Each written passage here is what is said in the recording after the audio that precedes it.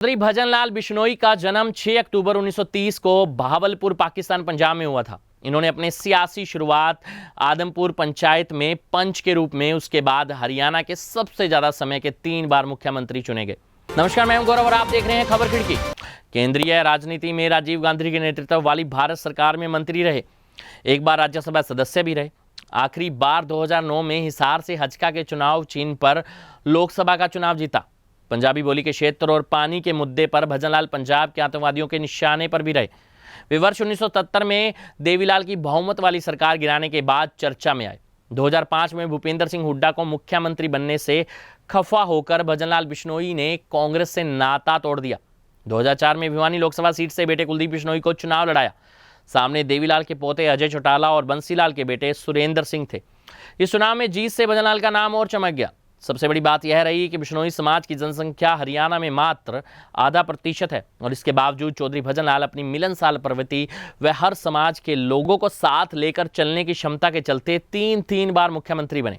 चौधरी भजनलाल जी एक अनुभवी व दूरदर्शी राजनीतिज्ञ होने के साथ साथ लोकप्रिय नेता भी थे।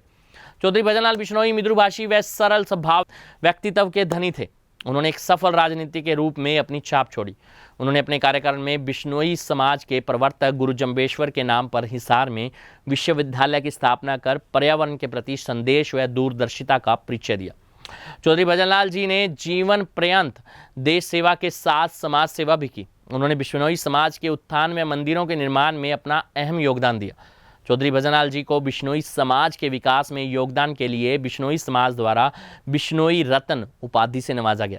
उल्लेखनीय है कि चौधरी भजनलाल ने बिश्नोई समाज तथा बिश्नोई धर्म की उन्नति के लिए अविस्मरणीय सेवाएं प्रदान की। उनके दूरदर्शी चिंतन के कारण ही जाम्बोजी की समाधि स्थल पर भव्य मंदिर का निर्माण होने के साथ ही दिल्ली जैसे महानगर में समाज की करोड़ों रुपए की संपत्ति के रूप में छात्रावास, जम्बेश्वर मंदिर व धर्मशाला भी विशेष उपलब्धि रहा है। इसके अतिरिक्त हरिद्वार में भी बिश्नोई मंदिर व धर्मशाला का निर्माण करवाया। यही नहीं, पंचकुला, सिरसा, डबवाली व टोहाना में भी बिश्नोई मंदिरों का निर्माण करवाया। उन्होंने मथुरा में बिश्नोई मंदिर के निर्माण के लिए प्लाट ले लिया था, पर मंदिर निर्माण का अवसर नहीं मिला। इसके साथ ही उन्होंने बिश्नोई समाज एवं जम्बोजी द्वारा प्रतिपादित पर्यावरण संरक्षण के सूत्रों एवं पर्यावरण रक्षा की खैजडली बलिदान जैसी घटनाओं को भारत की लोकसभा में प्रस्तुत कर विश्व पटल पर चमकाया।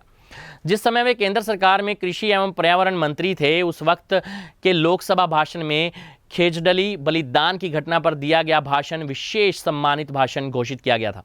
समाज के विभिन्न प्राचीन स्थलों के जीर्णोद्धार का कार्य भी चौधरी भजनलाल के मार्गदर्शन में अद्भुत तरीके से किया गया। उनके कार्यकाल में ही खेजडली गांव में शहीद स्मारक बनाया गया।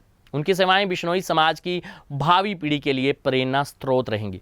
उन्होंने राजनीति में भी अविस्मरणीय सेवाएं दी। आज वो भले ही हमारे बीच नहीं है, लेकिन इन विशेषताओं के कारण आम जनता के साथ ही प्रत्येक बिश्नोई के दिल में उनका स्थान है और हमेशा रहेगा। चौधरी भजनलाल जी जैसे दिवंगत राजनीति व समाज सेवी की कहानी कभी खत्म नहीं होती, बल्कि इतिहास बना जाती है। 5 दशक तक राष्ट्रीय राजनीति में छाए रहे थे चौधरी भजनलाल। जी हाँ, उनकी यात्रा भारतीय लोकतंत्र के विभिन्न सोपानों से होकर गुजरी है। स्वतंत्र भारत में शायद ही ऐसा कोई राजनेता होगा जिसने लोकतंत्र की छोटी से छोटी इकाई से अपनी यात्रा प्रारंभ की हो और बड़ी से बड़ी इकाई को भी छुआ हो।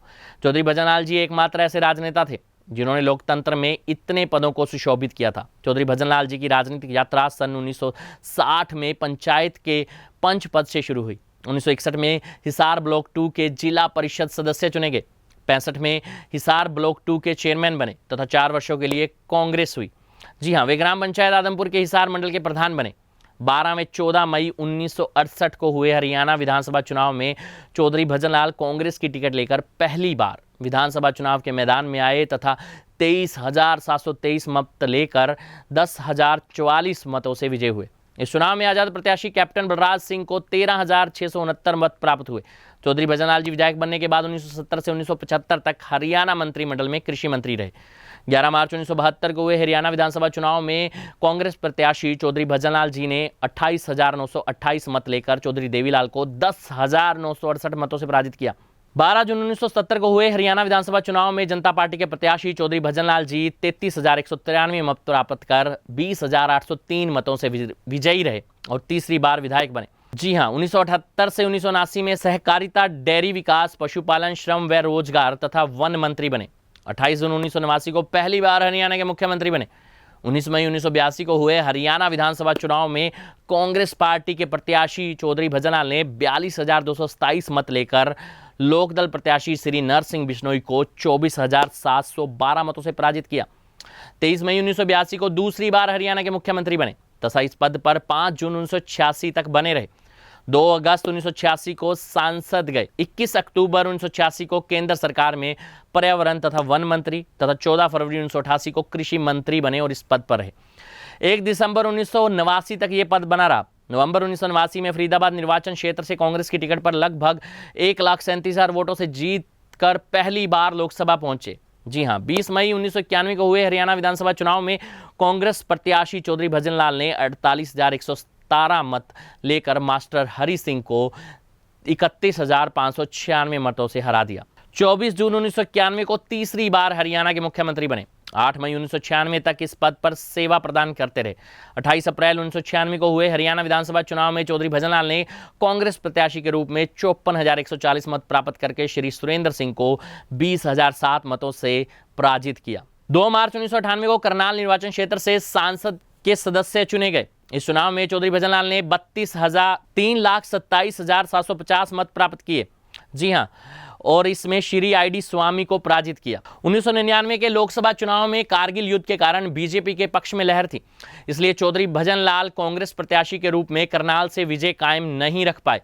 22 फरवरी 2000 को हुए हरियाणा विधानसभा चुनाव में कांग्रेस प्रत्याशी चौधरी भजनलाल ने 63,174 मत प्राप्त करके प्रोफेसर गणेशी लाल को 46,057 मतों से पराजित किया। इस चुनाव में प्रोफेसर गणेशी लाल को मात्र 17,117 मत मिले। 10 मार्च 2000 को हरियाणा विधानसभा में प्रतिपक्ष के नेता भी बने थे। एक अच्छे राजनीति के तौर पर चौधरी भजनलाल को हमेशा याद रखा जाएगा। ये थी हमारी खास रिपोर्ट।